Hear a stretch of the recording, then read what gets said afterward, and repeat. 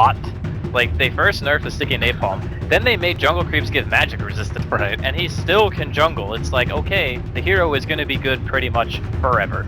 I love it. It's cool too because then you have it means that it fades maybe a little bit out as far as like that first phase stuff, but it's still that like niche pick, and then you always end up being able to go back to it. And it's always going to be, like you said, just that strength that it does what it does no matter what. PA is also going to be banned out now. We've seen a lot of support PA played with a Slardar, but then also, of course, just core in the mid lane really causing a lot of issues. And this has led us into the now Timbersaw and Medusa, another one of those sort of C specialties.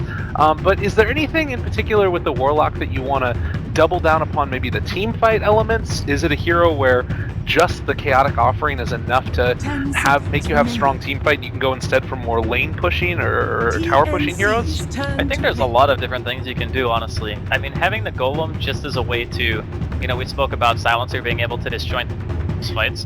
Warlock Golem kind of does the same thing, just to a smaller degree. Heal is great during the laning phase. Fatal Bonds, you know, we saw a lot of Warlock Mirana as well.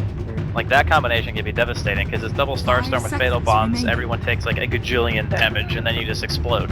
So, in that regard, you can synergize them in a lot of ways, and I still think the hero has relatively good stat gain.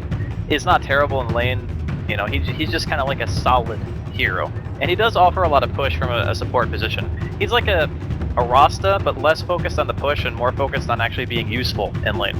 Interesting, yeah, and that's something that we also saw is that when Faceless do lane him, they can player him with pretty much anybody.